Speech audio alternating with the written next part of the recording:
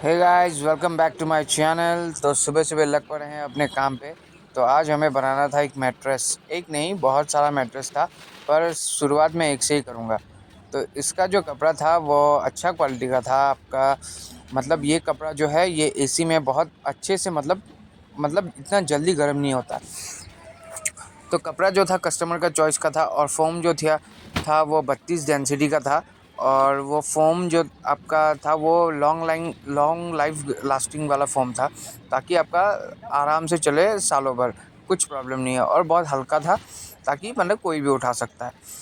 तो ये जो फोम का आता है मैट्रेस बहुत किस्म का आता है। एक थर्माकोल का भी आता है, जो कि एक वाइट थर्माकोल होता है, और उस पर जो है आपका 1 इंच का फोम लग जाता है, तो वो थोड़ा सस्ता आता है। और ये जो था ये स्लीपवेल का था, फेदर फोम। तो ये जो है इसका कंपनी गारंटी देती है 10 साल। तो इसको जो था हम लोग को बनाना था, थोड़ा ज़्यादा क्वांटिटी में था, क्योंकि एक जो मतलब कस्टमर था उसका जो है होटल खोल रहा था। तो वो अपना कस्टमर को मतलब अच्छा क्वालिटी का मटेरियल देना चाहता था, मतलब कंफर्टेबल रहे, मतलब जो भी गेस्ट आए बाहर से वो आराम से कंफर्टेबली रहे इस मैट्रेस पे। क्योंकि ये मैट्रेस जो था हाई डेंसिटी था, 32 डेंसिटी का, लेकिन मतलब ये मतलब सोने के लिए सबसे बेस्ट था। और मेन बात जो था, बस कुछ करना नहीं है इसको।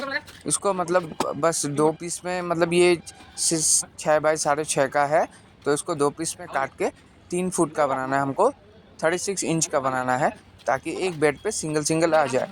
तो वो लोग क्या करते हैं, मतलब अगर कोई गेस्ट वेस्ट हो या होटल टाइप में हो, तो वो लोग क्या करते हैं, सिंगल सिंगल बेड बनाते हैं। तो सिंगल सिंगल बेड बना के उसको मतलब जोड़ा लगा देते हैं। जोड़ा लगाने से तो उधर डबल हो जाता ना, तो कहीं कहाँ मतलब क्या होता है वो ट्रांसफ़र भी हो जाता है। चलो आज इस रूम में एक बेड की कमी है, तो उठा के उस रूम में रख देता है। तो होटल या गेस्ट हाउस में इस टाइप का काम होता है, ताकि 3 फुट का बेड बने और उसको जोड़ा लगा के 4 फुट या 6 फुट बना सके। तो आइए देखते हैं कैसे बनता है। तो आपका ये जो फोम था, इसको बस हम लोग साइज़ करके कवर करके काटना है। और कवर डालने के बाद इसको अच्छे से, मतलब पहले ये जो है स्लीपवेल 1-1 इंची बड़ा आता है चारों साइड, ये कंपनी देता है। क्योंकि जो ब्रांडेड कंपनी है वो फोम थोड़ा बड़ा ही बनाता है, छोटा नहीं बनाता है। तो हम लोग जो था इसको, ये तो फुल साइज़ का ही है, पर इसको 1-1 इंची चारों साइड से काटना, चारों साइड मतलब 2 साइड से काटना पड़ेगा। मतलब ये थोड़ा 1-1 इंची बड़ा है, ज़्यादा नहीं। तो अभी जो है पहले नाप लेके पहले इसको काटेंगे, और उसके बाद इसका कवर सिलेंगे, और उसके बाद इसको डिलीवरी करेंगे। डिलीवरी कस्टमर के घर होगा, ताकि मतलब सामान जो है कस्टमर को ईज़िली पहुंच जाए, और उसका हेडेक नहीं होता है डिलीवरी का। डिलीवरी का हेडेक हम लोग ही ले लेते हैं, ताकि कस्टमर को भी सुविधा हो और ऑर्डर भी दे नेक्स्ट टाइम। तो इस हिसाब से लग गए थे अपने काम पे सुबह सुबह। तो पहला जो था, हम लोग को क्या करना था, ये फ़ोम था थोड़ा बड़ा, तो 3 फुट का निकालना था। तो हम लोग क्या करते हैं, इस तरफ से दाग मार के बीच से जो 1 इंची है, वो 1 इंची इसका बीच से निकालते हैं, ताकि मतलब 2 साइड मशीन का कटिंग रहे। मतलब हम लोग जिससे काटते हैं ब्लेड से, वो ब्लेड का कटिंग इतना फाइन नहीं होता है, पर जो मशीन का कटिंग है वो पूरा फाइन होता है, और प्लेन और सीधा होता है। ब्लेड से भी होता है, ऐसा कोई बात नहीं है, पर हाथ से काटना और एक चीज़ मशीन से काटना, उसमें बहुत बड़ी डिफरेंस होती है। तो इस हिसाब से उस काम पे लग गए। तो चाचा जो थे हमारे, वो मेरे को हेल्प कर रहे थे, क्योंकि उसको साइज़ मालूम था और साइज़ मेरे को मालूम नहीं था। तो हम लोग ने पहले इस साइड से निकाल लिया है 36 इंची का, और ये लग गया है दाग। और उस साइड से निकालेंगे 36 इंची, और बीच में जो 1 इंची बचेगा, वो 1 इंची वेस्टेज हो जाएगा। मतलब वो किसी भी हम लोग का टुकड़ा कहीं कहीं पे भी लग जाता है वो फोम। ऐसा कोई बात नहीं है कि फेंकना पड़ेगा। फोम जो है वो बहुत काम का चीज़ होता है, और बढ़िया वाला तो कहीं ना कहीं तो लग ही जाएगा। हम लोग कहीं ना कहीं उसको सोल्यूशन से लगा देता है। और इसको काटने के लिए जो है, उसको आपको ब्लेड की मदद लेनी पड़ेगी, और ब्लेड जो है पूरा शार्प लगेगा। क्योंकि अगर ब्लेड में धार नहीं हुआ तो ये फोम कटेगा नहीं। क्योंकि इसको आप 2 ही चीज़ से काट सकते हो, एक या ब्लेड, या फिर आप इससे काट सकते हो हैक्सो ब्लेड से। लेकिन हैक्सो ब्लेड से क्या होता है, इतना फिनिशिंग नहीं होता है। पर ब्लेड से काटोगे तो ऐसा लगता है कि हाँ कुछ मतलब मशीन वशीन से काटा है। तो पहले जो है इसको काटना है। तो ये मैंने ले लिया था ब्लेड, और इसको जो है अच्छे से बारीकी से पहले सीधा काटना पड़ेगा। क्योंकि ऊपर का अगर मार्किंग अच्छा नहीं होगा, मतलब कटिंग अच्छा नहीं होगा, तो नीचे भी टेढ़ा हो जाता है। तो पहले जो दाग के ऊपर ऊपर है उसमें थोड़ा सा डालते हुए सीधा खींच देना है, ताकि मतलब नीचे का स्ट्रक्चर भी पूरा सीधा ही निकले। फिर उसके बाद रिपीटिशन करके इसको काटना है। बस उसके बाद वो निकल जाएगा 2 पार्ट में। 2 पार्ट में निकलने के बाद देखते हैं आइए कैसा बनाता है। और इसको जो है एक बार आप अपने अकेले भी आप उठा सकते हो, इसको कोई भारी नहीं होता। लेकिन कॉयर का जो आता है, फ़ोम का मेन चीज़ एक अच्छी बात है क्या, फ़ोम जो है वो भारी नहीं होता है और आप अकेले ही निकाल सकते हो। लेकिन कॉयर का जो होता है वो बहुत ही भारी होता है और आप अकेले नहीं निकाल सकते। इसलिए आपको हमेशा फ़ोम ही यूज़ करना चाहिए। और फ़ोम का एक अच्छी बात है क्या, ये बहुत ही ज़्यादा कम्फ़र्टेबल होता है। और ये ज़्यादातर जो है ब्रांड वाला स्लीपवेल का ये कुछ ज़्यादा ही चलता है मार्केट में। अभी मार्केट में बहुत सारा कंपनी आ गया, जैसे कि कार्लोन, गोदरेज और बहुत ढेर सारा कंपनी आ गया। लेकिन स्लीपवेल तो जब से मैं इस लाइन पे आया उससे कई साल पुराना है स्लीपवेल। तो स्लीपवेल जो है वो एक ऐसा चीज़ है, बहुत ही हाई क्वालिटी का होता है और बहुत हाई डेंसिटी। ये एक टाइम में जाके आपका थोड़ा सॉफ्ट हो जाएगा। जब आप यूज़ करते ये जब पुराना हो जाएगा तब ये पूरा सॉफ्ट हो जाएगा। लेकिन मैं आपको एक बात बताना भूल गया कि मैं जो था ऑर्डर किया था 6 इंची फ़ोम। ये जो था पूरा मोटा में 6 इंची होगा, पर 6 इंची वो भेजा है ऐसा बात नहीं है। पर इसका जो साइज़ है 2 इंची एक पीस में भेजा है और 3 इंची एक पीस में भेजा है। उसको मैं क्या करूँगा, उसको पेस्टिंग करना पड़ेगा। पेस्टिंग करके मैं इसको बनाऊँगा पूरा फुल साइज़ 6 इंची। अभी जो काट रहा हूँ मैं वो 2 इंची है, उसके बाद मैं काटूँगा 6 इंची। 6 इंची काटने के बाद 3 इंची काटूँगा। 3 इंची काटने के बाद वो टोटल साइज़ हो जाएगा आपका 6 इंची। और 6 इंची निकलने के बाद उसको कवर डाल देना है और बस सेंड कर देना है। तो आइए देखते हैं कैसे करते हैं ये काम। और काम जो है बहुत अच्छे से करना पड़ता है, क्योंकि फिनिशिंग नहीं होगा तो कस्टमर भी नहीं लेगा। और ये मैट्रेस जो है बहुत ही खूबसूरत बनने वाला है। तो आइए देखते हैं कैसे होता है। दोस्तों, आज हम 2 कहानियां आपको बताएंगे। ये दोनों कहानियां आपको बुरे समय में हिम्मत देंगी। तो पहली कहानी, ये बात उस समय की है जब महात्मा बुद्ध अपने शिष्यों के साथ जाकर दूसरे गांव में प्रवचन दिया करते थे। एक बार की बात है, गर्मी का समय था, बहुत तेज कड़ाके की धूप निकली हुई थी। महात्मा बुद्ध और उनके शिष्य किसी गांव में प्रवचन देने जा रहे थे। उन सभी शिष्यों को गर्मी लग रही थी। गर्मी से हाल बेहाल हो रखा था और वो सभी चलते चलते बहुत ही थक गए थे। महात्मा बुद्ध के प्रिय शिष्य अब आनंद के मन में भी सवाल उठ रहा था। अंत में उन्होंने महात्मा बुद्ध से कहा, गांव कब आएगा और यहां से कितनी दूर है, हम थक गए हैं। तो वहीं खेत में एक बूढ़ा व्यक्ति काम कर रहा था। आनंद ने उस व्यक्ति को देखकर बुद्ध से कहा कि चलिए हम उनसे दूरी पूछ लेते हैं। बुद्ध ने हामी भरी और साथ चले गए। आनंद ने बूढ़े आदमी के पास जाकर पूछा कि यहां से आने वाला गांव अभी कितनी दूर है। बूढ़े व्यक्ति ने कहा कि यहां से वो गांव अब कुछ ही दूरी पर है, आप जल्दी पहुंच जाएंगे। ये कहकर वो व्यक्ति बुद्ध की तरफ देखकर मुस्कुराने लगता है। बुद्ध भी उस बूढ़े व्यक्ति को देखकर मुस्कुरा देते हैं। आनंद को यह समझ नहीं आया कि वो लोग क्यों मुस्कुरा रहे हैं, इसका कारण क्या है। मैंने भी ऐसी कोई बात नहीं की कि जो ये लोग मुस्कुराएं। आनंद के मन में ये सवाल अभी था ही कि वो लोग आगे निकल गए। आगे जाने के बाद जब फिर से गांव नहीं आया, तब आनंद के मन में फिर से ये सवाल आने लगा कि उस बुजुर्ग द्वारा बताए गए रास्ते के अनुसार अभी गांव आया नहीं।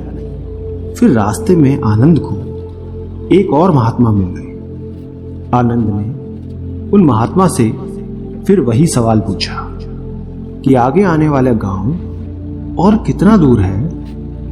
महात्मा ने कहा कि ज्यादा दूर नहीं है, बस 2-4 किलोमीटर। ये सुनकर आनंद ने मन ही मन सोचा कि अब तो पहुंच ही जाएंगे, पास में ही है। और फिर तभी दोबारा से महात्मा बुद्ध रास्ते में मिले। महात्मा को देख थोड़ा सा मुस्कुरा देते हैं और महात्मा भी गौतम बुद्ध को देखकर थोड़ा मुस्कुराने लगे। और फिर से एक बार आनंद के दिमाग में वही सवाल उठने लगता है कि आखिर दोनों के आपस में मुस्कुराने का कारण क्या है। परंतु वो लोग आगे बढ़ने लगे। काफी आगे बढ़ने के बाद गांव नहीं आता है। अब आनंद ने एक बूढ़ी माता से फिर पूछा कि गांव कितनी दूर है। बूढ़ी माता ने कहा कि बस कुछ कदम दूरी शेष है, आप गांव पहुंच ही गए। और एक बार फिर से वो बूढ़ी औरत और बुद्ध एक दूसरे को देखकर मुस्कुराने लगे। आनंद ने फिर ये सब देखा, लेकिन वो उस समय कुछ ना कहकर आगे बढ़ गया। अब भी गांव आने में समय था। आनंद की सब्र का बांध अब टूटने लगा था। वो समझ नहीं पा रहा था कि हम गांव पहुंच क्यों नहीं पा रहे। वो रास्ते में रुक गया और कंधे पर रखे सामान को क्रोध में आकर फेंक देता है और अंत में महात्मा बुद्ध से कहता है कि वैसे तो आपने कहा है कि बेकार के प्रश्न नहीं करने चाहिए, लेकिन फिर भी मेरे मन में काफी देर से एक सवाल परेशान कर रहा है और मुझे खाए जा रहा है। कृपया कर आप मुझे उसका उत्तर दे दें। बुद्ध ने कहा कि पूछो, क्या पूछना। आनंद कहते हैं कि हम जिससे भी रास्ता पूछ रहे वो हमें बस थोड़ी दूर कहकर आगे बढ़ाए जा रहा है, और आप कभी उन्हें देखकर मुस्कुराते हैं तो कभी उन्हें देखकर हंसते हैं, और वो भी आपको देखकर हंसते हैं। इस चीज को कृपया मुझे समझाइए और ये भी बताइए कि कहीं हम गलत रास्ते पर तो नहीं चल रहे, तभी गांव ना आ रहा हो और इतना समय लग रहा है। बुद्ध आनंद की बात सुनकर कहते हैं कि आनंद, हम बिल्कुल सही रास्ते पे जा रहे हैं, और जिस रास्ते से हम गांव जा रहे हैं वहां के लोग मुझे जानते हैं, क्योंकि मैं पहले भी इस गांव में जा चुका हूं और मुझे इस राह की दूरी भी पता है, और यहाँ के लोग भी ये बात जानते हैं, और इसलिए वो लोग फिर से मुझे जाते देखकर पहचान कर मुस्कुरा रहे हैं। और जिस तरह हम लोगों को उनके लक्ष्य प्राप्ति के लिए उन्हें उपदेश देते हैं और उन्हें अपने जीवन के पथ पर सफलता हेतु निरंतर चलने को प्रेरित करते हैं, ठीक बिल्कुल उसी तरह राह में मिले हर एक व्यक्ति हमें हमारे कार्य पथ, हमारे मंजिल की ओर निरंतर बढ़ते रहने का उपदेश और राह देते जा रहे हैं, ताकि हम अपनी मंजिल तक सही समय पर पहुंच सकें। बुद्ध की ये बात सुनकर आनंद मुस्कुरा उठे और सभी एक बार फिर से गांव की ओर निकल पड़ते, और कुछ समय बाद वो लोग वहां पहुंच जाते हैं। इसलिए दोस्तों, जिस तरह बुद्ध और उनके शिष्य को रास्ते में कई लोग मिलते हैं जो उन्हें मार्ग जाने के लिए प्रेरित करते हैं, ठीक उसी प्रकार हमारे जीवन में भी हमें किसी न किसी रूप में प्रेरणाएं मिलती रहती हैं। बस फर्क ये है कि हम उसे पहचान पाते हैं या नहीं। हमेशा याद रखें दोस्तों, जीवन में आगे बढ़ने के लिए अवसर हर किसी को मिलता है। ये हमारे ऊपर है कि हमें उस अवसर को पहचान कर आगे बढ़ना है और हाथ आए मौके को हाथ से जाने नहीं देना है, और साथ ही हमेशा अपनी मंजिल के प्रति धैर्य बना कर रखें। बेशक उसे मिलने में समय लगे, कठिनाई का सामना करना पड़े, लेकिन एक ना एक दिन वो मंजिल जरूर मिलेगी, और जब हम उसे प्राप्त कर लेंगे तो सभी मार्ग से मिली कठिनाई को भूल जाएंगे और उस जीत की खुशी को महसूस करेंगे। इसलिए धैर्य और शांति बनाए रखें। ये सफलता की सबसे महत्वपूर्ण और बड़ी कुंजी है। दोस्तों, दूसरी कहानी है, बहुत समय पहले की बात है। महात्मा गौतम बुद्ध जब भी भिक्षाटन के लिए जाते थे, तब आम लोग उन्हें भिक्षा में अनाज तो देते थे, या फिर जिसका वो जो सामर्थ्य होता था वो अपने हिसाब से उन्हें भिक्षा देते थे, और साथ ही यदि किसी के मन में कोई सवाल होता था तो वो बुद्ध को रोक के उनसे पूछ लेते थे। एक बार ऐसे ही महात्मा बुद्ध भिक्षा लेने के लिए एक गांव में गए। उस गांव के लोगों ने उन्हें भिक्षा दी। तभी एक व्यक्ति वहां पे आया और बुद्ध को भिक्षा देकर कहा, प्रभु, मेरे मन में एक सवाल है जो काफी समय से चल रहा है, मुझे आपसे उसका उत्तर चाहिए। बुद्ध ने कहा, पूछो। उस व्यक्ति ने कहा, हम सभी के जीवन में सुख दुख उतार चढ़ाव लगा ही रहता है।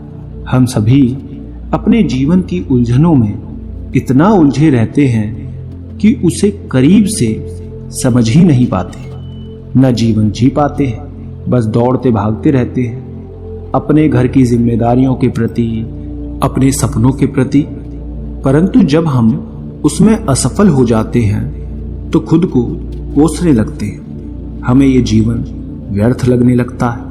हम लोगों की बातों में आ जाते हैं। हम अपने जीवन की अहमियत नहीं समझ पाते और पूरा जीवन ऐसे ही निकल जाता है और हम अंतिम समय में अफसोस करते हैं कि काश हमने जीवन को सही से जिया होता, उसकी अहमियत समझी होती। क्या आप मुझे बता सकते हैं कि जीवन का सही मूल्य क्या है? बुद्ध ने उस व्यक्ति की बात सुनी और उसे अपने पास से एक चमकीला पत्थर दिया और कहा कि जाओ और इस पत्थर का मूल्य पता करो, लेकिन ध्यान रहे तुम्हें इसे बेचना नहीं है, बस मूल्य पता करना है। उस व्यक्ति ने बुद्ध से पत्थर लिया और बाजार की तरफ निकल गया। सबसे पहले वो एक फल वाले के पास गया, आम बेच रहा था। उसने वो पत्थर उस फल वाले को दिखाया और कहा कि तुम इसका क्या मूल्य दोगे? फल वाले ने चमकीला पत्थर देखा और वो उसे पसंद आ गया। उसने कहा, मैं इसके बदले तुम्हें 12 आम दूंगा। ये सुन व्यक्ति आगे निकल गया और इस बार एक सब्जी के ठेले के पास गया और उसे चमकीला पत्थर दिखाकर उसकी कीमत पूछी। सब्जी वाले ने उसे देखा, कहा, यह तो बेहद शानदार पत्थर है, मैं इसके बदले तुम्हें 1 बोरी आलू दूंगा, तो मुझे ये पत्थर दे दो। व्यक्ति ये सुन फिर से आगे बढ़ गया और इस बार एक बड़ी अनाज की दुकान पर गया और उसे इस पत्थर को दिखाया। दुकानदार पत्थर को देखकर कहता है, ये इतना प्यारा पत्थर है, मैं इसे रख लेता हूं और इसके बदले तुम्हें 5 अनाज की बोरी दूंगा। व्यक्ति 3 जगह घूम चुका था। उसे हर जगह उस चमकदार पत्थर के अलग अलग मूल्य को जानकर हैरानी हो रही थी कि भले एक पत्थर का इतना मूल्य कैसे हो सकता है, इन्हें इसमें ऐसा क्या दिख रहा है। उसके बाद वो व्यक्ति एक सोने चांदी के व्यापारी के पास गया और सुनार को पत्थर दिखाया और उससे इसका मूल्य पूछा। सुनार ने उस पत्थर को देखा और कहा, तुम मुझे ये पत्थर 20 लाख में बेच दो। वो व्यक्ति ये सुनकर हैरान था कि एक पत्थर की इतनी कीमत, पर उसने सुनार को बेचने से मना कर दिया। तो सुनार ने कहा, भाई 50 लाख में बेच दो। व्यक्ति ने फिर भी कुछ नहीं कहा। वो इतनी कीमत जानकर एकदम आश्चर्यचकित था। उसके मन में कहीं ना कहीं लालच भी आ गया था उसे बेचने के लिए, लेकिन उसे बुद्ध की बातें याद थी, इसलिए उसने वहां वो जताया नहीं। फिर सुनार ने खुद कहा कि तुम ही बता दो इसकी क्या कीमत तुम लोगे। उसने कहा कि मुझे माफ कर दो, मेरे गुरु ने इसे बेचने से मना किया है। और ये कहकर वो आगे चला जाता है। आखिर में वो व्यक्ति एक जौहरी के पास पहुंचता है। जौहरी उस पत्थर को देख उसे रूबी के रूप में पहचान लेता है। उसने उस पत्थर के सामने एक लाल कपड़ा बिछाया और उस बेशकीमती रूबी की एक परिक्रमा लगाई और माथा टेका। फिर जौहरी उस व्यक्ति से पूछता है, कहां से लाए हो भाई ये बेशकीमती रूबी? आप सारी कायनात, क्या सारी दुनिया बेचकर भी इस अनमोल पत्थर की कीमत नहीं लगा सकते? ये सुनकर वो व्यक्ति हक्का बक्का रह जाता है और भागकर वापस गौतम बुद्ध के पास जाता है, उनके चरणों में बैठ जाता है, पूरी कहानी बुद्ध को बताता है और अंत में कहता है, महात्मा कृपया करके अब आप ही मुझे मानव के जीवन का मूल्य क्या है वो बताएं। बुद्ध उस व्यक्ति को उठाते हैं, मुस्कुराकर कहते हैं कि वो फल वाला जो आम का व्यापारी था, उसने पत्थर की कीमत 12 आम लगाई, सब्जी वाले ने 1 बोरी आलू कीमत लगाई, अनाज व्यापारी ने 5 बोरी अनाज, सुनार ने 50 लाख और अंत में जहां तुम गए उस जौहरी ने इसे बेशकीमती माना। ठीक उसी प्रकार तुम्हारे जीवन की भी यही स्थिति है। बुद्ध कहते हैं तुम भी एक हीरा ही हो, लेकिन फिर भी लोग तुम्हारी कीमत अपनी सोच, औकात, अपनी समझ और अपनी जानकारी के हिसाब से ही लगाएंगे। तुम अपना जीवन अपने हिसाब से जियो, अपनी खुशी से जियो, वर्तमान का आनंद लो, किसी भी चीज के पीछे